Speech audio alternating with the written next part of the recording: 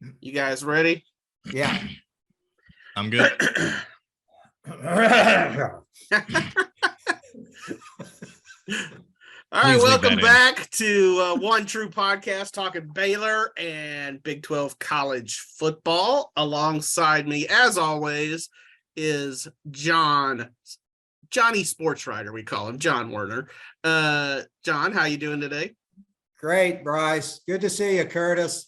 Good to see you, John. Yeah, also with us is Kurtis Quillin from KCEN-TV here in Waco. Kurtis has been here in Waco almost 7 years, 7 football seasons. Sports director, about a year now? No, almost 2. Almost 2. Time flies, right? Yeah. Wow. I didn't realize Nick had been gone that long. Even my boss couldn't believe it whenever I told him. Time flies, man, especially with the run we've been on lately. Yeah, no doubt. Well, so awesome that you're here with us. Appreciate it. So let's dive in, guys. Oklahoma State got a little payback on Baylor in that rematch of the Big 12 title game, aka the Kurtis Quillin Bowl. The team. I love the name. Yeah, the team he covers versus the team that his alma mater, correct? That is correct. I'm a 2016 graduate of Oklahoma State. There you go. So it's only one Big 12 loss for Baylor. And yet, in my column on Sunday, I wrote that unless something dramatically changes, that we will not see this Baylor team back in Jerryworld. What do you guys say? Do you agree, disagree? Go ahead, Kurtis. If you're asking me Baylor or the field, I'm taking the field. But then when I look at the Big 12 standings, I can't tell you which one of those teams will finish higher in the standings than Baylor. But it's one of those that, based on what I've seen from Baylor, John's seen all 5 games. I had a family emergency for the Albany game, so I wasn't there, and I went to BYU. And I've seen both losses, and in both losses, the passing game wasn't there. And that was a big selling point this year, right? For this Baylor offense and for switching to Blake Shapen. Something's got to give there. I don't know if maybe they just don't have the receivers that they thought they were going to for this season. I'm inclined to agree, but cautiously is how I'll answer it. That's a good way to put it. John? Yeah, I would call Baylor a long shot right now. You can't lose at home. Baylor went 7-0 last year at home. That was a big reason they won the Big 12. Their road schedule's a lot tougher. I mean, even as good as they were last year, they were 3-2 in true road games, and 2 of those wins were against Kansas and Texas State. So, their road schedule's brutal, and now their home schedule's looking a lot tougher, with TCU, Kansas, and K-State, arguably the 3 best teams in the league right now. Right. So it's going to be very hard.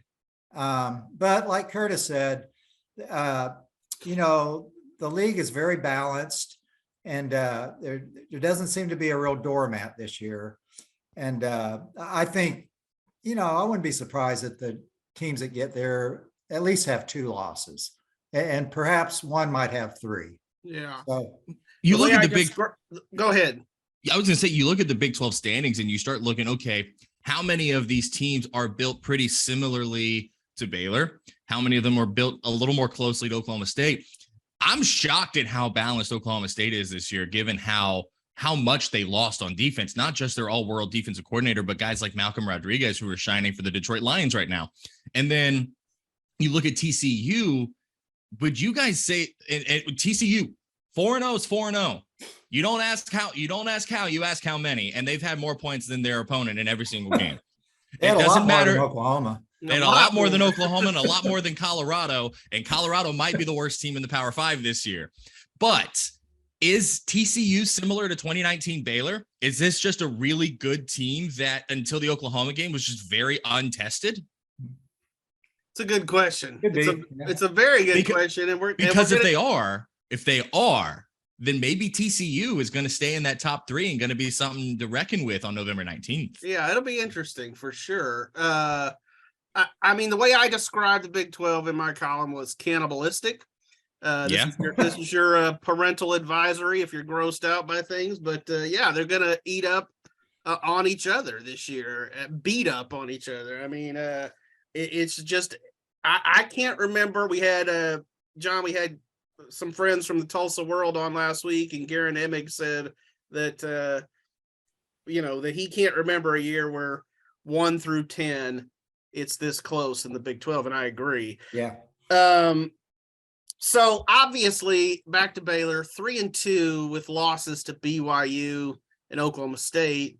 Not the end of the world, but Kurtis referenced the passing game.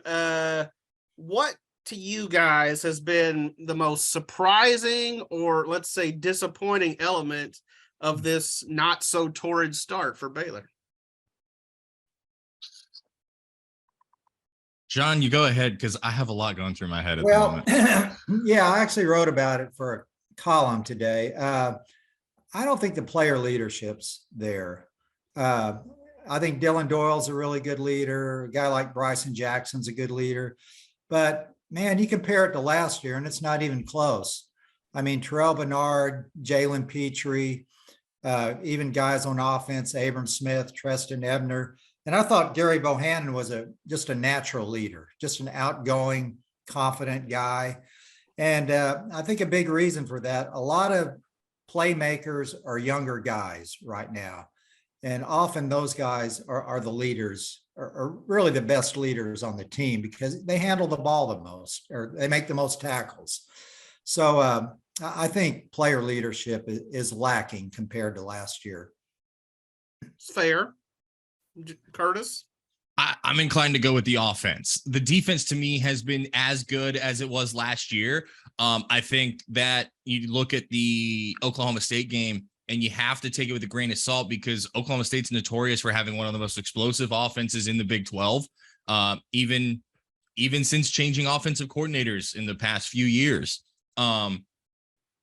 But the Baylor offense is not what everyone was expecting. This is not the same offense we saw when Shapen was starting against Texas Tech. This is not the same offense we saw when Blake Shapen started at the Big 12 championship game. And that's fine. The entire receiving room is different. Monterey Baldwin was a very, very much a role player last year. And he's not just in the 2 deep, he's the starting guy, and he's your speed demon. He's your Tyquan Thornton, but he doesn't have the experience Tyquan had coming into last year. So it's going to take some time. The injuries in the running back room have definitely hurt. And I don't think the offensive line is playing the way that I expected it to. So I'm going with the offense here has been kind of the most surprising and disappointing part about this Baylor team this year. And building off of that, I'm going to say play calling has been a little puzzling at times to me with that offense. And I think Jeff Grimes is a good coach, but as Kurtis noted, they haven't looked the same as when Blake Shapen started those games last year. And it seemed like one of the big reasons they went with Shapen over Gary Bohannon was his passing ability, his ability to fling it down the field. And they really haven't done a lot of that. Now, maybe some of that you give credit to, the defensive effort of Oklahoma State, of BYU. I think they were a little surprised with the back end coverage in Provo, but it seems like they've been hesitant to really let Shapen loose. And I think it all goes to some of the points that Kurtis made, which O-line hasn't been quite up to snuff.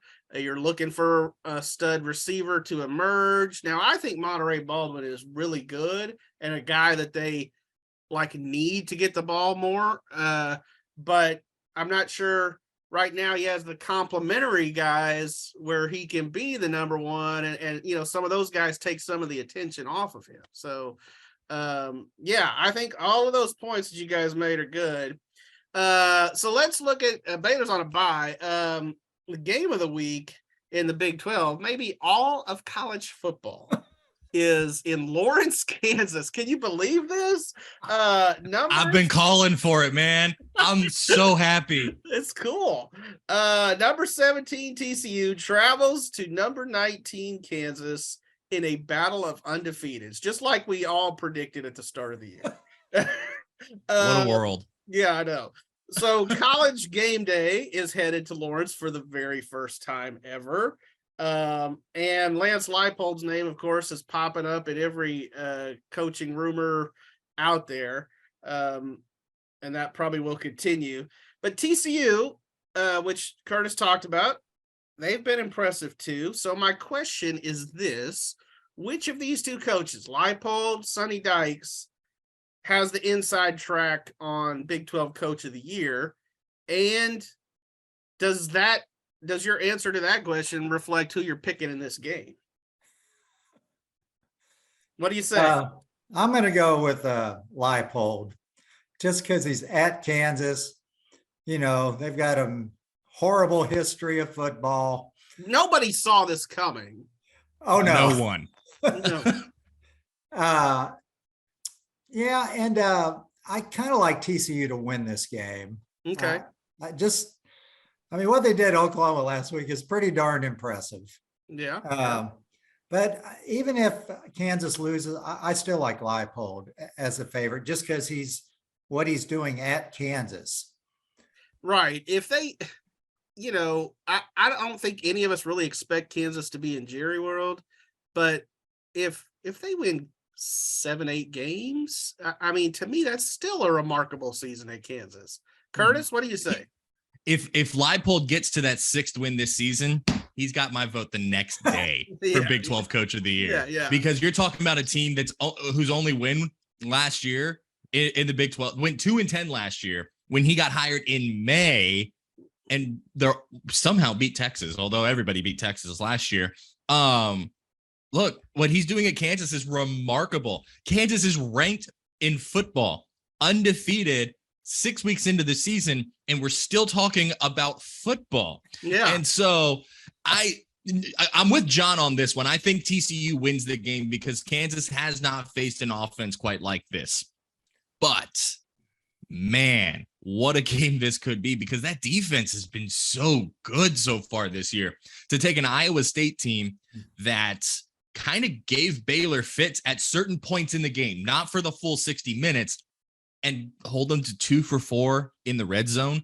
Part of that being 3 missed field goals from relatively decent range.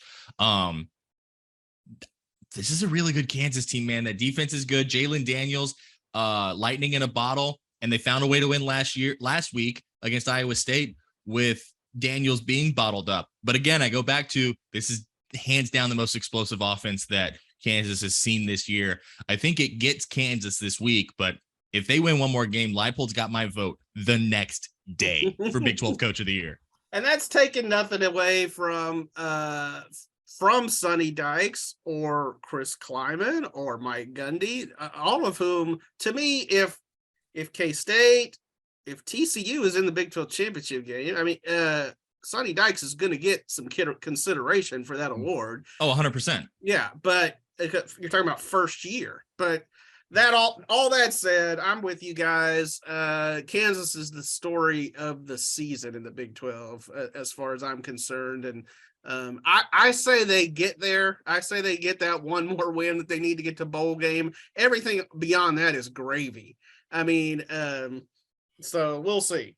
The one downside for Kansas is they're going into the teeth of their schedule. Mm-hmm. They've already got the worst team in the Big 12 this season behind them. The only other team that anybody's really expecting to finish toward the bottom of the Big 12 that is on the schedule at this point is Texas Tech.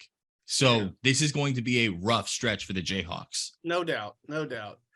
So meanwhile, on the other end of the spectrum, not the game of the week in the Big 12, is the Red River Shootout up in Dallas between Oklahoma and Texas. This also almost feels like an afterthought to me at this point, which is a little strange. So the loser of this game is going to have 3 losses by the second weekend in October. So whose chair gets a little bit toastier? Is it Sark? Or is it Brent Venables? And is it too soon to even say that Brent Venables would be on the hot seat? What do you guys say? Go ahead, Kurt. I think it's way too soon to say that Venables would be on the hot seat at this point. Guys, he's a defensive coach. Defensive culture is so hard to install. He is leaning as hard as he possibly can on Jeff Lebby for that offensive install. And honestly, except for the Dylan Gabriel injury, it's not going terribly for them. The offense has been very good. It's just they let Kansas State off to a hot start, and that first quarter doomed them. They let TCU off to a hot start, and that first quarter doomed them again. And so the defensive culture is just so hard to install. I mean, I don't know what I don't remember what my expectations were of Oklahoma. This isn't far from it, maybe 10-2. So 9-3 would be a little bit shocking. I would think that Sark's seat would start getting warm if he lost this game, simply because Texas fans are kind of delusional. Honestly, I don't really think that this is any different than what we were all expecting from Texas this year. I think 7-5, 8-4 would have been considered a good year, because Quinn Ewers has had a grand total of 0 snaps of college football when this season started. But he's played well. That injury didn't help, but it is interesting. Like you said, Brice, just how uninteresting this game is on Saturday. Yeah, no doubt. It's an afterthought. Johnny, what do you say? Yeah, I don't think either coach is going to get fired this year. Now, if Sark has another mediocre year, I think he could very well get fired next year. But yeah, I don't think Venables is in any trouble. And I do think he's a better head coach than John Blake. That was a rough era of OU football. What a reference. But you're right. It's not a very interesting game, unless maybe you're just a fan of the two teams. But yeah, it's not like a high profile game. I can't imagine that hordes of OU fans and Texas fans are just making the trip up or down I-35 for this one. Well, I mean, they'll the Cotton Bowl will probably still be full, but not like it's been in some of those matchups. And I think I completely agree with you, Kurtis, about Texas, that to me, this is about what I expected. I think the problem for Texas was almost playing Alabama so close and having everybody sort of drink the burnt orange Kool-Aid. And now, everybody's like, Texas is back. And no, Texas is Texas. Right. And then they follow that amazing performance against Alabama with a wet fart of a first half against UTSA. The most Texas is back moment ever. You lose to arguably the preseason favorite to win the national championship, or maybe not even arguable. And then you come out and you in the first half against UTSA, and you're tied at the half against a team from 80 minutes down the road that you should be beating the doors off of, because I mean, you're the University of Texas. They're a Conference USA school. If we have a clip show at the end of the year, that wet fart is going to be on. Hey, Brice, this podcast is a little edgier than most of them. Oh, yeah. You get Quillin on here, and you never know what you're going to get. So it is, as I mentioned, a bye week for Baylor. And, that means it's, so to speak, a bye week for us. I'm sure Kurtis has work to do, just like we got work to do. But nevertheless, John, you are headed to Las Vegas this weekend on Sunday. You will make the Baylor Saturday press conference. That's a little different. Yes. But they have a Thursday game next week, so I get it. And you're going to see Van Morrison. Yeah, let me tell you a little story about that. All right. 2010, he was supposed to play in Fort Worth at Bass Hall. He canceled. And since that time, he has never come anywhere close to Texas. Well, wait, now he played in New Orleans a few times, but this is like a bucket list guy for me. And I'm getting older. He's getting way older. And this is probably my last shot to see him. And the brown-eyed girl is more like a gray-eyed girl at this point. Right, gray-haired girls, right? Gray-haired girl. Right. Yeah, so that's a story. And this concert was originally scheduled for February. They had to postpone it because of COVID. So hopefully he'll be there.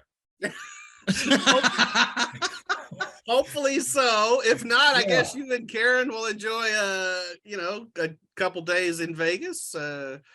We'll see our old buddy Jim Barnes. Jim Barnes, At the least. former sports editor of the Trib, out in Vegas.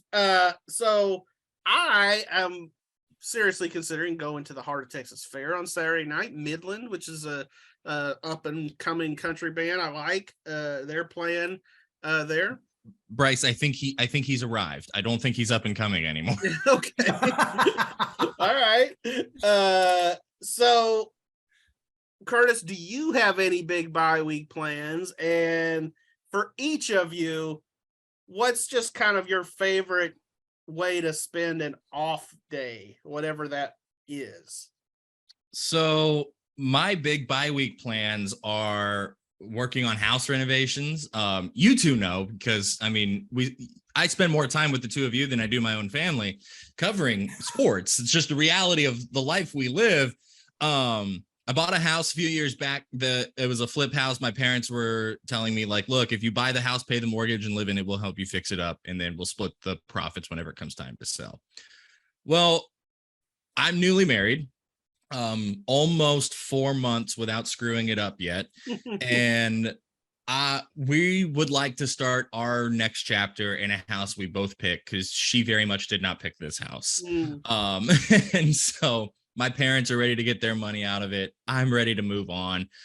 So my dad is officiating a high school football game Saturday afternoon and then driving up here, and we'll work Saturday night, all day Sunday, and then like Monday morning, because, I got to pay the bills.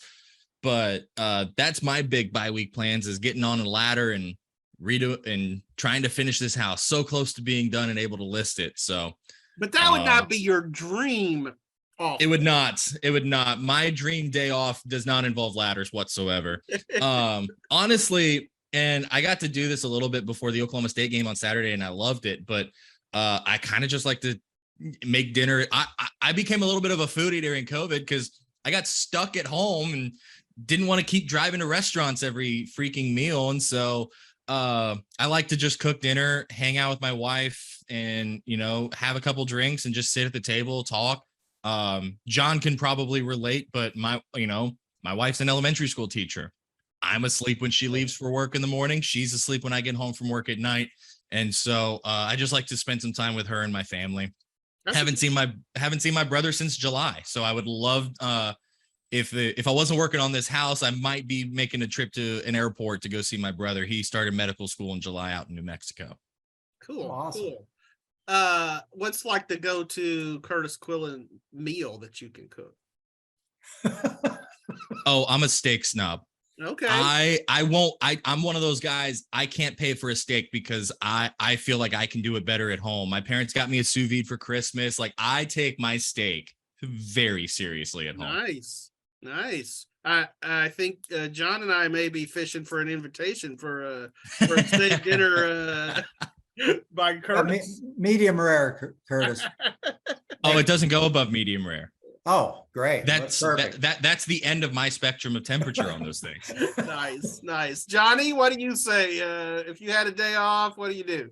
Well, I'm happy I'm going to get to see Van the Man, but if he was playing in Red Rocks, I'd like it even better. You like Red Rocks? Red Rocks is like the ultimate concert place. Outdoors, just stunning scenery. But apparently, Colorado is too close to Texas for Van the Man to come to. So that's why I'm going to Vegas. He stays out there on the West Coast. For those who don't know, every time I ask John, because I'm going to one of these stadiums for the first time, for any suggestions, it's always, you should get a hike in, including when we were going to BYU. And I'm like, John, I'm landing at noon. I've got a live shot at 5. Like, I can't get a hike in that time. Well, Kurtis, you'll be glad to know that that come Sunday, since we will not have a Baylor football game story, we will have a John Werner hiking column. Oh, that makes me There so you go. happy. I'm reading that. And I'll expect you to do some of them. I'm doing my top 10 backpacks ever. I like And it. I will expect Kurtis Quillin to do at least. Oh my one. gosh. You're stepping up your game there, John. Forcing other Deal. people to do your thing. So how about you, Brice? I would say, so you guys know I like to play basketball, but I do that during the week anyway. I do like to get out and play disc golf.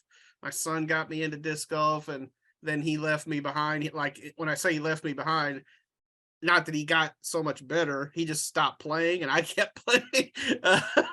I tried to get him to come out with me. No.